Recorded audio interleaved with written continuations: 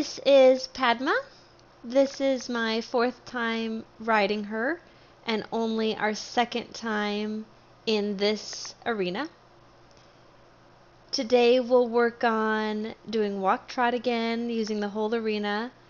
We'll also start introducing circles and steering around circles, and then I start to introduce a little bit basics of leg yields so that she starts to understand what that pressure is and means, so that we can work towards getting some leg yields on her.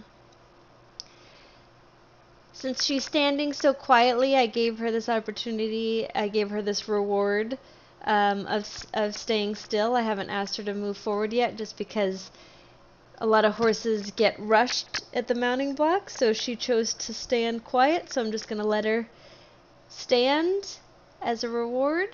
Be a good girl. This is also the first time I am riding her with a dressage whip. If at any point in the ride she decides that she doesn't like it, I'll just drop it. But my hope is that she won't even really know it's there.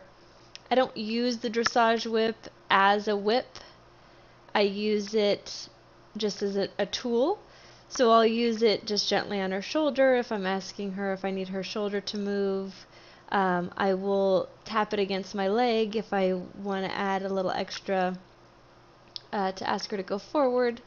And then I can gently nudge her with it behind my leg, but I never whip the horses. And this is a very tiny, thin dressage whip that we're using here.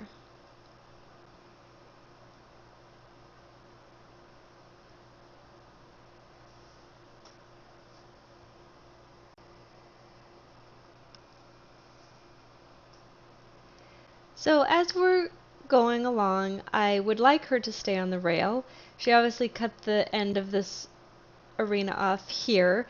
She's not going to get into trouble for that. I will just plan on and try to ask her to stay on the rail the next time we go down there. And again, if she asks to come off of it, I won't make a big deal of it. We'll just keep trying so that she understands what I'm asking her and that I'd like her to stay on the rail. But I'm not going to put a whole lot of energy into it, especially just being her second time in this arena. There's a lot of other things to work on. I do a modified version of the classic dressage pyramid of training. I really love that pyramid of training, but what we work on first with these horses is relaxation, because they've come from such an environment that it's important for me that they learn relaxation first before we go with anything else. The second thing, after they relax, then I start working on their rhythm. The horses don't have a really good sense of their natural rhythm, because being on the track, they're being held, they're being pushed, and naturally they've lost a little bit of what their own rhythm looks like and feels like. So I want them to sort of rediscover that for themselves.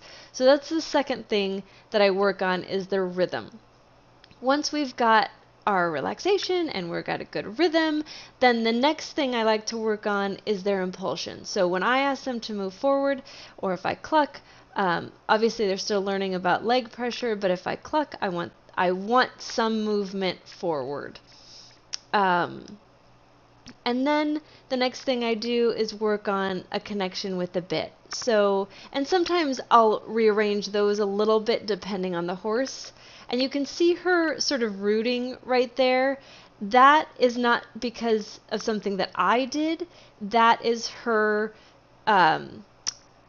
past trauma sort of coming through. So being at the track, being held, all those things can sometimes come through, and you can see that she's coming off the rail a little bit. And so what I do in those situations is I don't correct her, or I don't get mad at her for doing that rooting. What I do is I release her. So I release that so that she, didn't feel anything coming from me before it, and she rooted. I didn't didn't correct her, I didn't get mad at her, I didn't pull on her.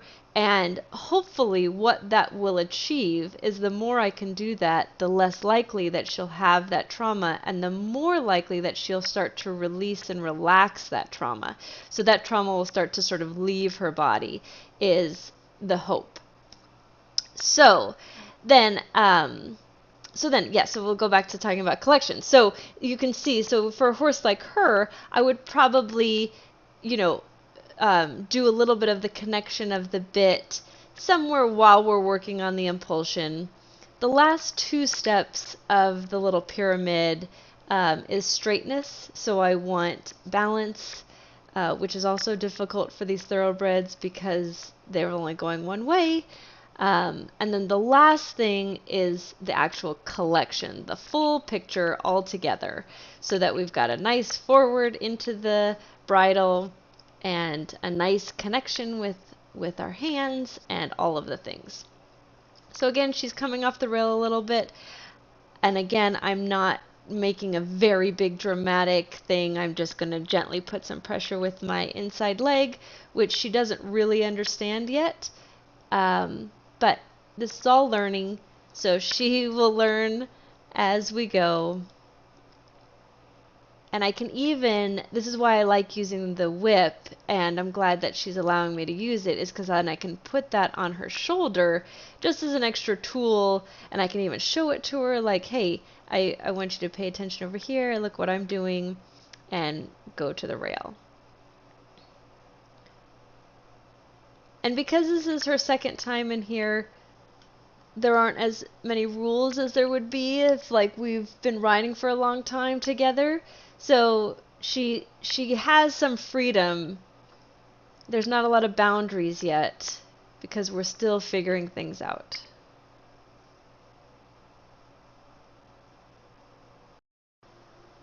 So we're going to go ahead and ask her to trot.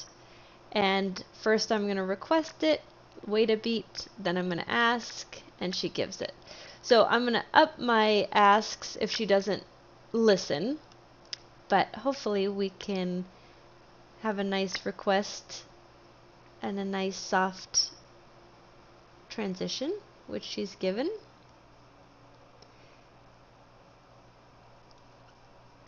And she's not as forward as I would like, but again, we're working on our rhythm. So she's relaxed, she's rooting a little bit, again, past trauma that's not coming from me. So I'm just releasing and allowing her to sort of let that go. You can let that go. And then I want her to work on her rhythm. So first she's got to figure out what her rhythm is. She doesn't really know it yet. And then we've got to try to stay consistent. So this might take quite a few rides to get this, and some horses, just like people, some horses have a natural rhythm like people, and others it takes a minute to find it. So there's no rush in figuring it out. It's all where she's comfortable. And before I ask her to come down to the walk, all I'm looking for is a little drop in the head, a little relaxation there. No matter how long it takes, I just want a little bit of a drop. And she knows this from the groundwork, but it is much different when riding. And I want her to come up with it all on her own, because then she starts to learn and understand. If I'm trying to force that, she's not going to understand what she did to deserve the reward of walking. But if she can come up with it on her own, then they're beautiful. And then we can walk. And you can see I didn't pull on the reins to ask her to walk. All I said was I said we'll walk. And she came down, and I used my seat. I didn't touch her mouth. And she knows from our groundwork we've been doing voice commands super well, so that's great. So I'm proud of her, and hopefully now that'll just be another piece of the puzzle that she takes with her. And her dropping her head even further, getting on the buckle there, relaxation, great. Happiness, great. It's all about happy Happy learning. So we're gonna trot 2 times in each direction. This just sets us up for consistency so that when we start to canter, we've basically worked twice in one direction and twice in the other direction. So when we start canter work, we'll do walk and then to the trot and then back to the walk and then the canter. So doing this sort of session where we trot 2 times both directions is just setting us up for when we start our canter work, so she understands, oh, we're not turning around yet, we've got to do one more thing this way and then we're turning around. So it's just everything is sort of setting her up for success in the future. So today we're setting her up for success in the future when we start cantering. So we'll ask her to trot again. Good girl.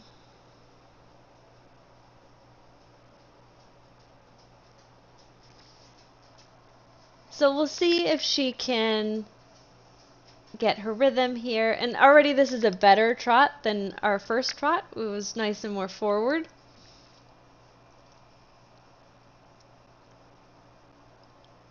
And all that mouth stuff will eventually dissipate. This isn't something that she'll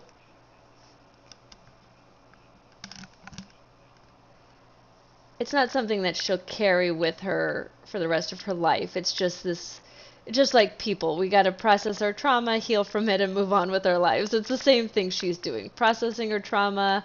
She's not getting in trouble for it. She's allowed to heal from it, release it, relax, and then we'll keep going. So I'm just waiting for her again to drop her head so that we can come down to a nice walk.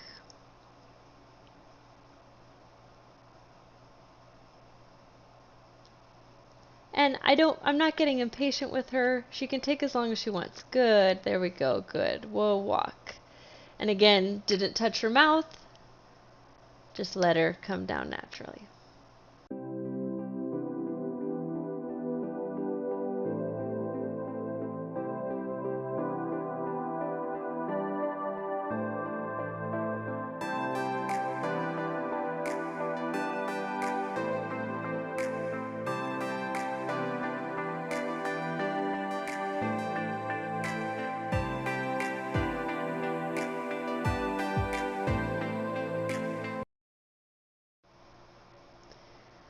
So we've switched directions. I'm going to just put the whip to the other side. And again, just never had that before. She did great.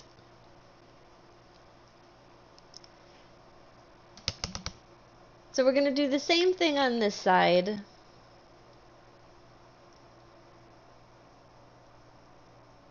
We'll do 2 trots.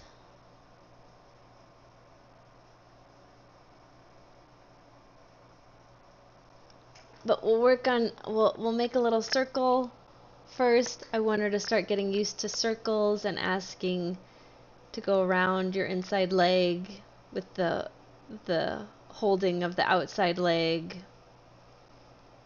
It's all stuff that they just need to get used to.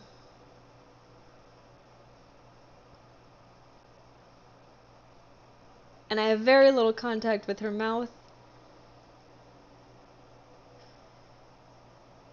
Mainly just for steering a little bit here and there. But she feels very safe, very kind.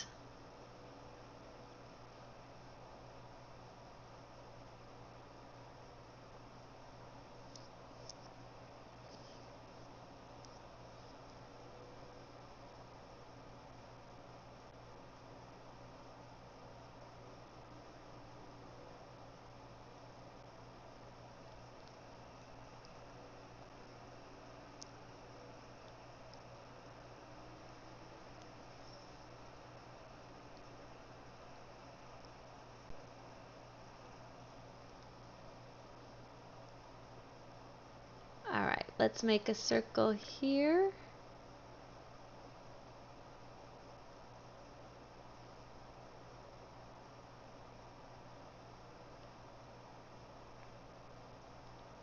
Good.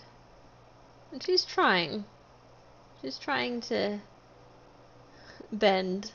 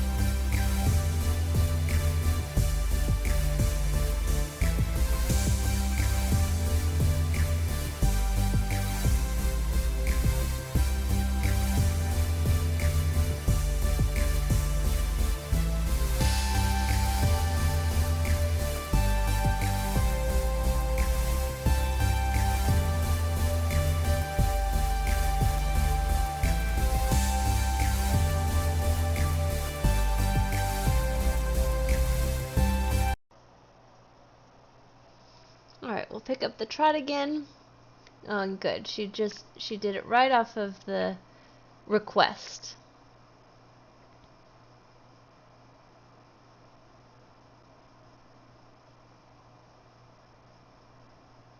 So there's not much I'm asking her to do here.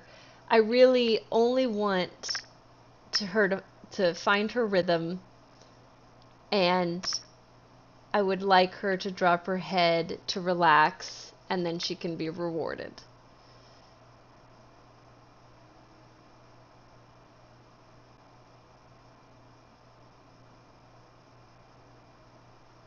Good. I want a little more consistent.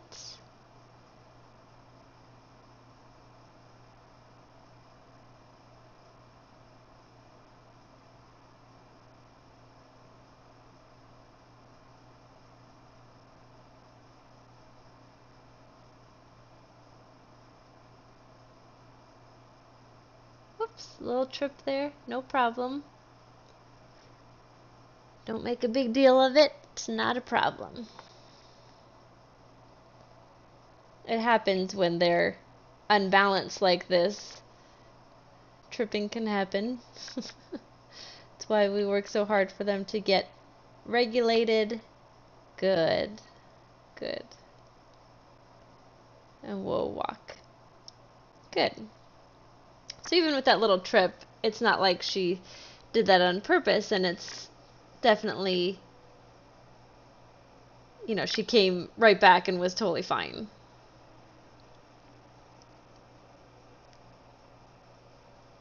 It didn't upset her.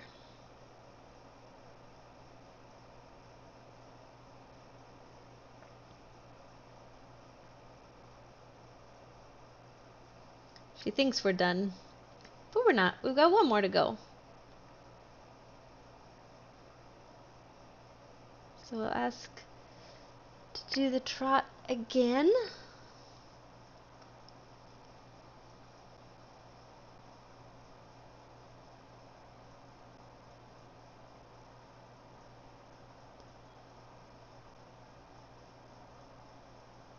And already we're seeing a better, you know, she's trying to do better.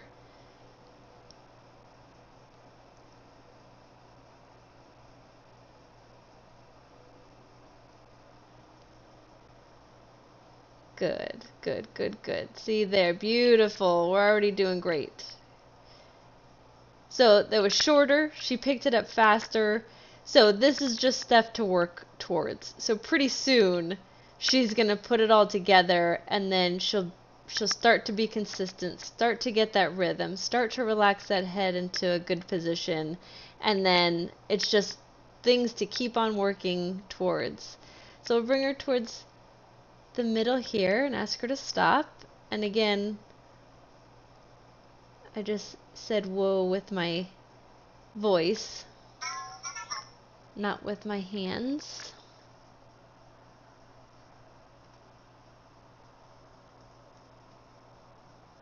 She was a good girl. And see, now I can drop the reins. She doesn't care anymore, like the first time. So we're going to back up. So this is where I am putting pressure on the mouth a little bit, but once she steps back, it will release, even if she does a little bit. Good, there. And I'm also saying back to her. Good.